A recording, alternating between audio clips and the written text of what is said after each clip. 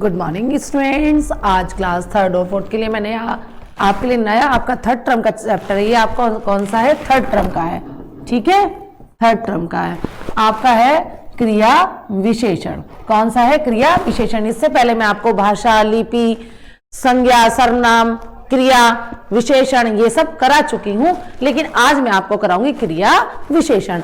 आज हमें जानना है कि क्रिया विशेषण किसे कहते हैं। चलिए शुरू करते हैं। पहले हम डेफिनेशन मतलब परिभाषा देखेंगे इसकी। जिन शब्दों से हमें क्रिया की विशेषता का पता चलता है उसे क्रिया विशेषण कहते हैं। देखिए बेटा, जिन शब्दों से हमें क्रिया तो करते हैं लेकिन क्रिया की भी कोई विशेषता होती है तो उसे हम क्या कहते हैं? क्रिया विशेषण कहते हैं। जैसे थोड़े से शब्द लिख देती हूं, जैसे धीरे धीरे, रुक रुक कर, है ना, रुक रुक कर। तो ये क्या है? हमारे विशेषण है। क्या है? कैसे? हवा कैसे चल रही? हवा धीरे धीरे चल रही है। चलिए मैं वाक्य बना देती हूं। हवा धीरे धीरे चल रही है। तो वो बता रहे हैं कि हवा चल रही है। हवा चलने की उसकी क्रिया हो रही है। चलना क्या है? क्रिया हुई। और लेकिन हवा कैसे चल रही है? हवा चल रही है धीरे धीरे। ये हुआ हमारा क्रिया विशेषण। चलिए और मैं आपको थोड़े से उदाहरण और बता देती हूं इसके।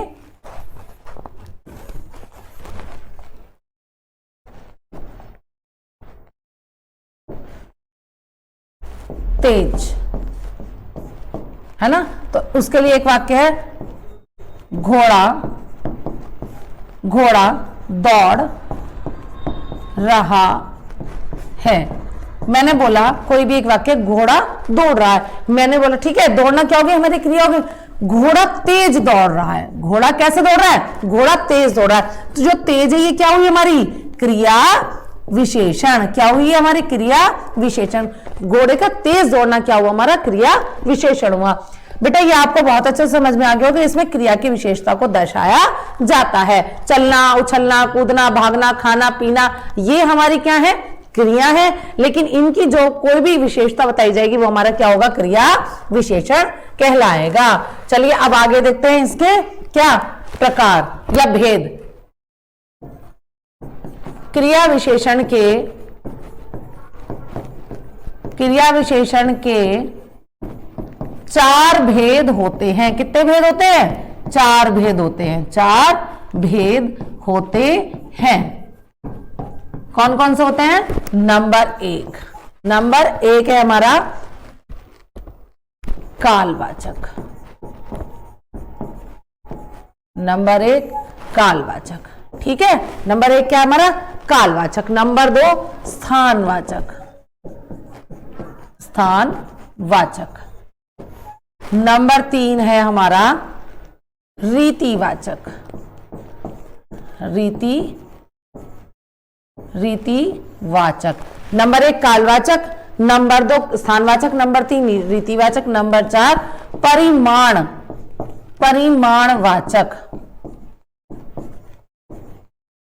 परिमाणवाचक।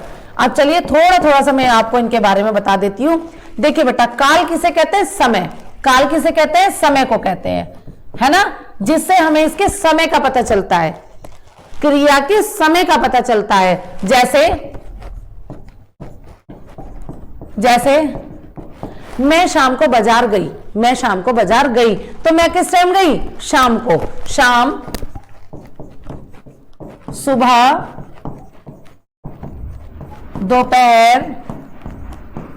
तो ये क्या है? हमें समय का आभास करा रहे हैं, है ना। काल मतलब होता है समय, और समय सुबह, दोपहर, शाम, ये हमारे क्या होते हैं? ये हमें समय का बोध करा रहे हैं। मैं सुबह को कहां जाते हैं? हम सुबह को स्कूल जाते हैं। तो किस टाइम जाते हैं हम स्कूल? सुबह के समय, है ना। पता चल गया ना हमारी क्रिया स्कूल जाने की किस टाइम हुई है? सुबह के समय।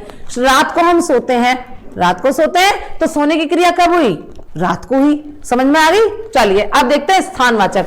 बेटा स्थान माने होती है जगह, है ना, जिससे हमें जगह का बोध होता है। ठीक है, स्थान। जैसे स्थान का क्या देखेंगे आप? जैसे कि बाहर बिल्ली खड़ी है, बाहर कुत्ता खड़ा है, बाहर घोड़ा खड़ा है। तो कहां खड़े हैं वो? कहां है उनका स्थान बाहर। छत पर चिड़िया बैठी है, मैंने कहा छत पर चिड़िया बैठी है, तो कहां पर बैठी है चिड़िया? छत पर। मोर कहां पर बैठा है? पेड़ पर बैठा है, स्थान हो गया वो उनका, ठीक है, उससे पता चलता है। और अंदर, दादी जी अंदर कपड़े सिल रही हैं, माता जी अंदर खाना बना रही हैं, तो क्या हुआ उनका स्थान? अंदर, ठीक है, पता चल गया आपको, ये हमारा स्थानवाचक है। अब है रीतिवाचक, जो मैंने आपको अभी उदाहरण बताया था, मैंने कहा हवा चल रही है, क्या क्रिया हो रही है? चलने की हो रही है, लेकिन हवा कैसे चल रही है? धीरे धीरे। उससे हमें तरीके का, रीति मतलब तरीके का पता चलता है। किसका पता चलता है? तरीके का, किस तरीके से हो रहा है ना। घोड़ा रुक रुक कर चल रहा है ना, तो उसका तरीका कैसा हुआ चलने का? रुक रुक कर चलना। कैसा हुआ? घोड़ा रुक रुक कर चल रहा है, ठीक है। तो घोड़ा कैसे चल रहा है? रुक रुक कर। घोड़ा तेज दौड़ रहा है, तो घोड़ा कैसे दौड़ रहा? तेज। उसका तरीका कैसे? तेज करने का, ठीक है। अब आगे चलते हैं, आगे देखो, परिमाणवाचक। परिमाणवाचक, परिमाण से हमें किसका बोध होता है? नाप तोल से। किससे होता है? नाप तोल से होता है हमारा इसका, जिससे हमें पता चलता है ये कौन सा हमारा क्रिया विशेषण है।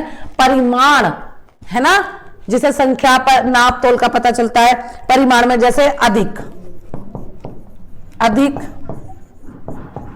ज्यादा, कम होता है ना।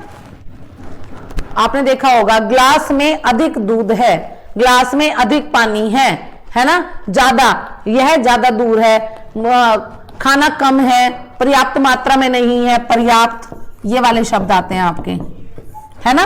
तो ये किस लिए होते हैं हमारे? ये होते हैं हमारे परिमाणवाचक का होता है, ठीक है। देखिए मैंने आपको बता दिया इसके 3 भेद है, कालवाचक, स्थानवाचक, रीतिवाचक और परिमाणवाचक। क्रिया विशेषण का यही है, जो आपको मैं आगे बुक एक्सरसाइज भेजूंगी, जिससे आपको बिल्कुल क्लियर हो जाएगा। और उसमें आपको मैं ये सब चीज अलग से डिफाइन भी आपको करनी होगी, ये कौन सा काल का है हमारा, कालवाचक का है, स्थानवाचक का है, रीतिवाचक का, परिमाणवाचक का, उसमें क्रिया का भेद आपको बताना होगा, ठीक है बेटा। इसको बहुत अच्छे से देखना है और समझना है इसको, क्रिया विशेषण को। Thank you.